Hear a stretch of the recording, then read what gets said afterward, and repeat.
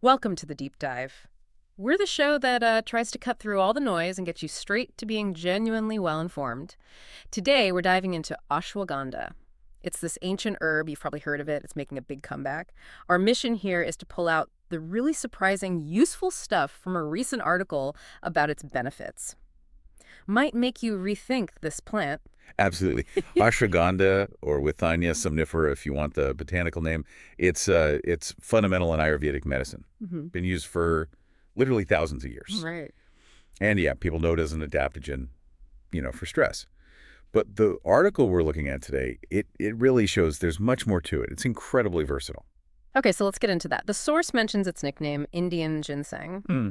But it makes a point that, while it has similar adaptogenic effects, it's actually botanically different. So it works in its own unique way, not just like ginseng. Exactly. And you usually find it as, a powder or capsules? Yeah, powder capsules, root extracts are pretty common too. Oh. But here's what I found really interesting in the article. It's focused on joint pain. Joint pain. That seems less common for ashwagandha. Right.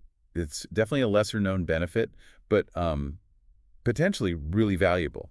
The key is its anti-inflammatory action. Ah, okay. And it's not just vaguely anti-inflammatory. The article points to specific active compounds, the withanolides. Withanolides, right. Yeah, those seem to directly target certain inflammation pathways that are involved when joints start to degrade. So quite specific then. Very specific. Yeah. And there were studies showing real promise for Yeah. helping with pain and just better function in both osteoarthritis and rheumatoid arthritis. Wow. So it's more holistic joint support, not just masking symptoms. That really is eye-opening. I, like many people, I guess, mostly just thought stress relief when I heard ashwagandha. That's the common association, yeah. But the article connects it to so much more beyond joints, too. What else did it highlight for general wellness? Well, that adaptogenic quality is still huge. So yes, stress and anxiety reduction are big ones. It seems to help regulate cortisol levels, the body's main stress hormone. Okay, recalibrating the stress response. Exactly. Building resilience, not just calming you down temporarily.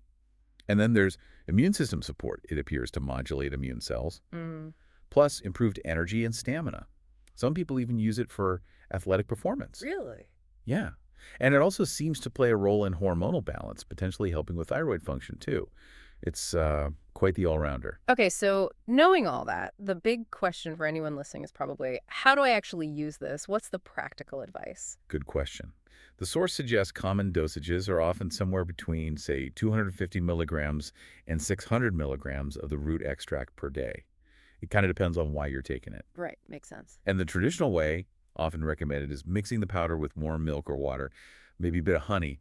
That's supposed to help with absorption. Ah, the Ayurvedic approach. Precisely. Timing can matter too. Maybe morning for energy, evening for relaxation and sleep support.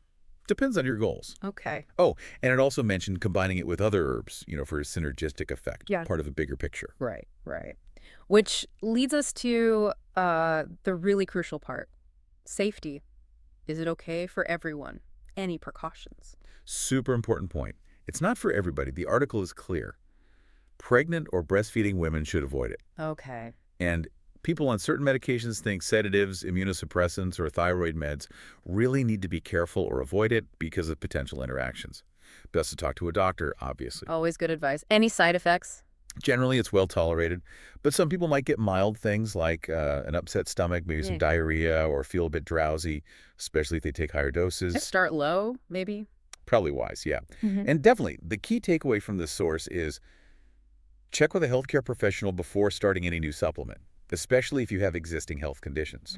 Okay, good to know. So wrapping this up.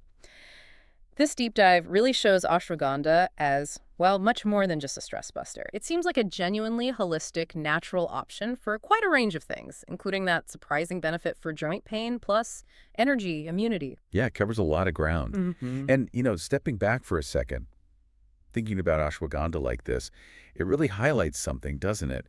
How relevant this ancient traditional knowledge still is for our modern approach to wellness. That's a great point. It sort of makes you wonder, Mm-hmm. how much more wisdom is there in these traditional practices that science is only just beginning to unpack and validate now? A powerful reminder of where effective remedies can come from.